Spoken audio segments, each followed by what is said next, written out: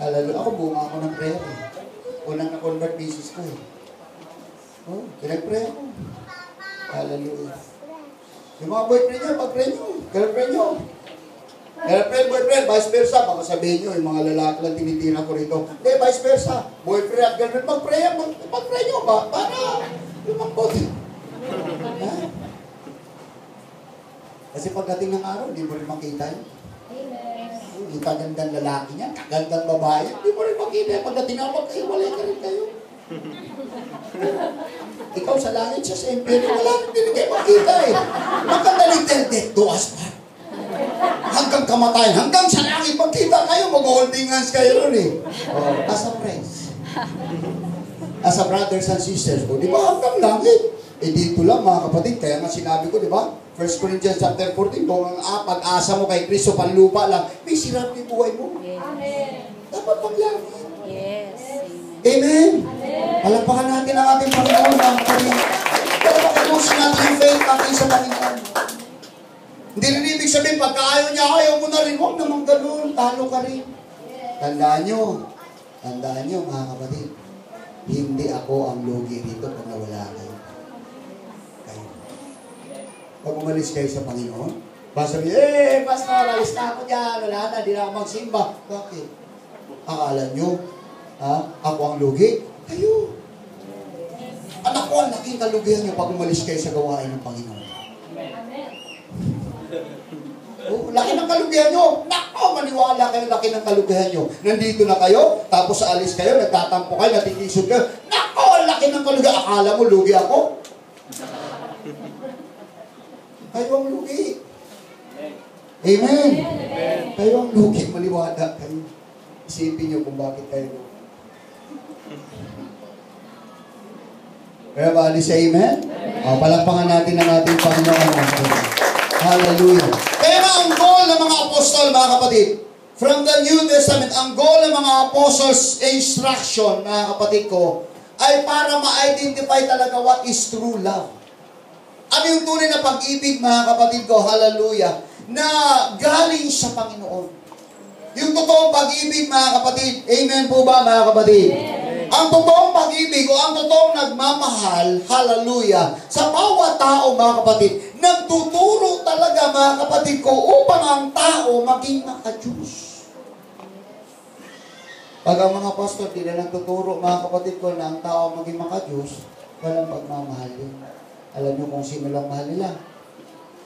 O ano, kung ano ang mahalang nila?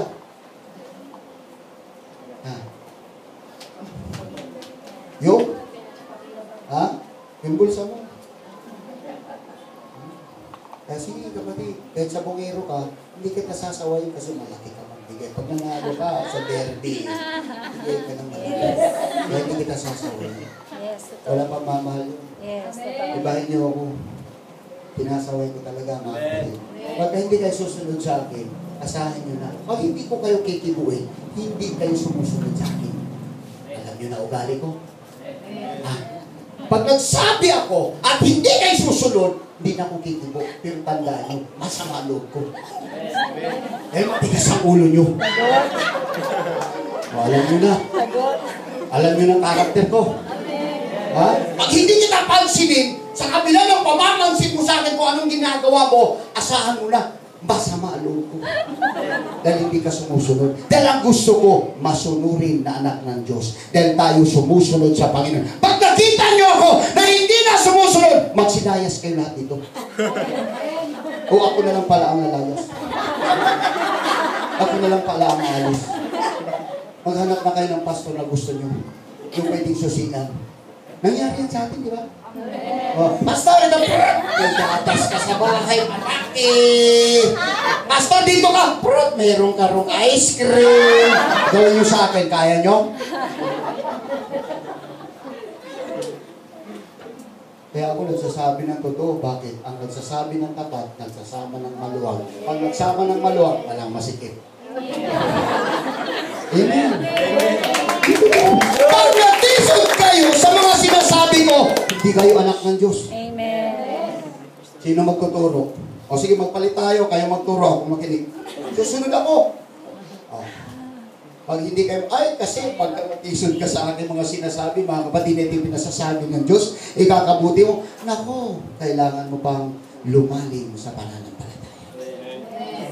Maghanap kayo ng mga pastor nagsasabi ng totoo. Hindi nga makapangalan yung iba patungkol sa pambababae ng mga church . Hindi nga, nako mga kapatid, bakit? Nambero siyang babaero . Hindi niya maituro yung mabuti, hindi niya maituro mga kapatid, lumayo-layo kayo sa mga chicks na makaganda. Huwag kayo magpatukso. Wala maituturo. Puro blessing, puro blessing. Bigay niyo yung kapoy nyo, bigay niyo yung kapoy nyo, bigay niyo yung kapoy nyo, kapoy, kapoy, kapoy, kapoy, kapoy, kapoy, ikapoy.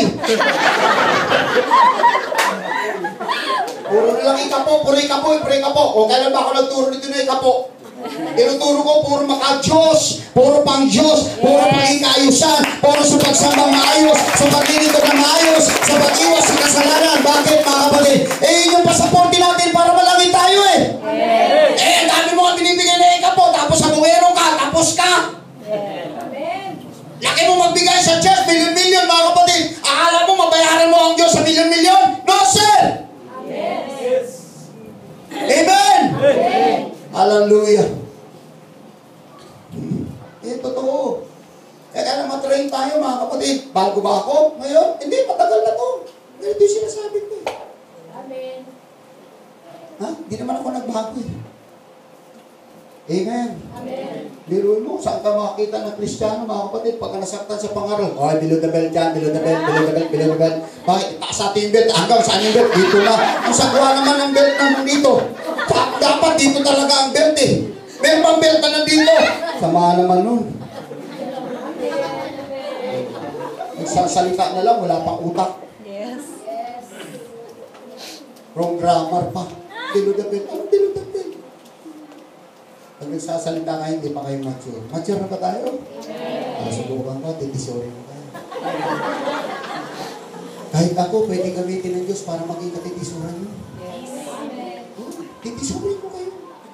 Para malaman ko kung sino talagang maiwan dito sa church. At ma-rapture. Amen.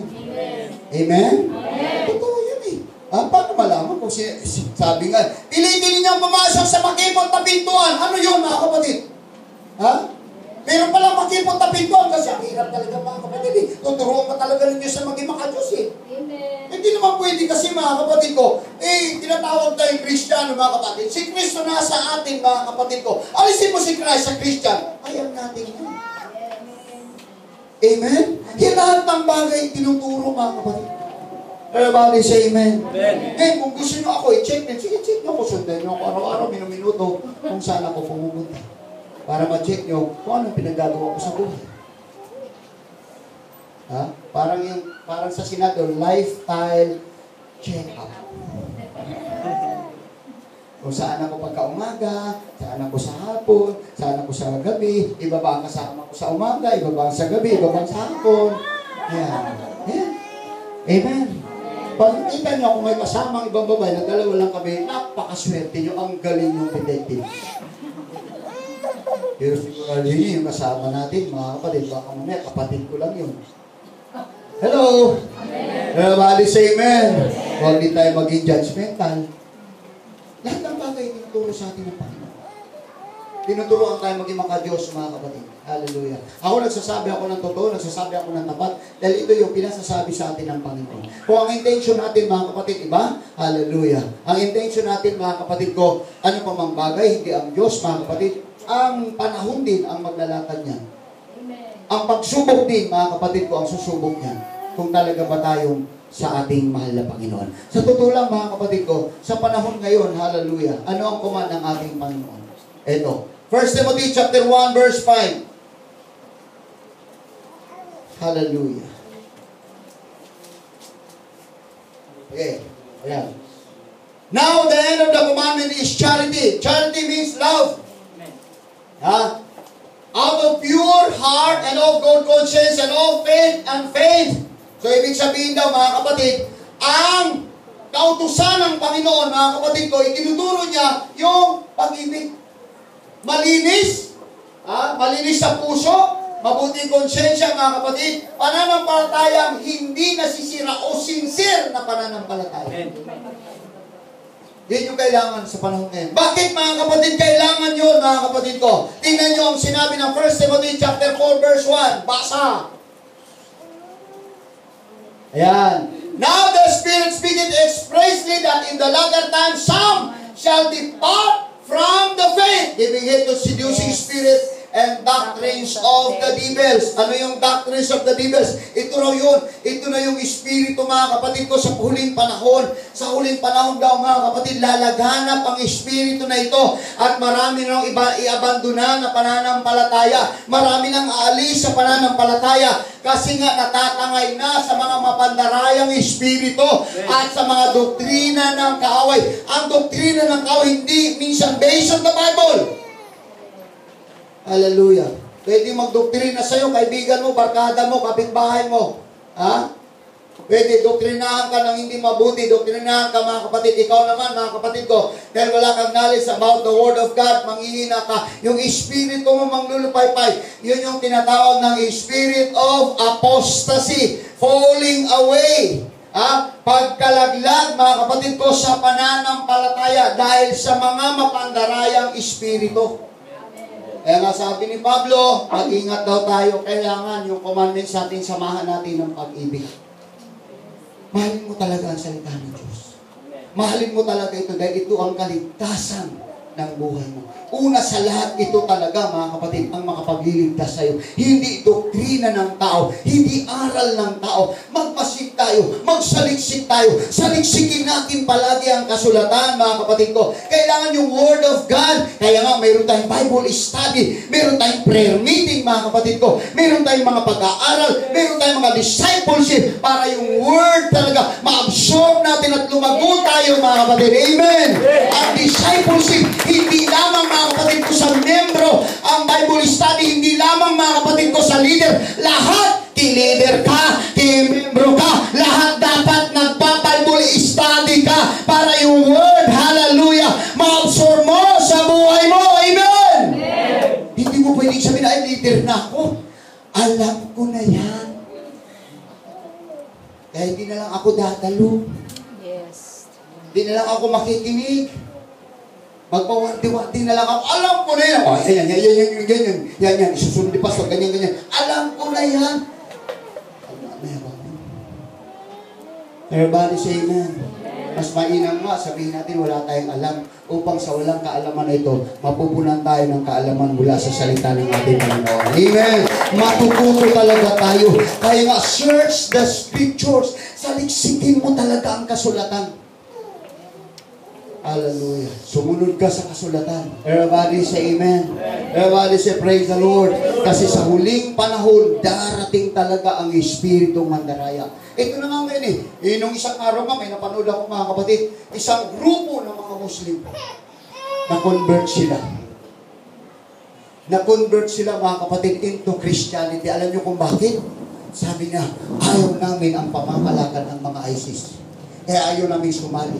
Hallelujah. Kasi doon, mga kapatid, pagka si Jesus Christ sinatanggap mo, putol ang ulo mo.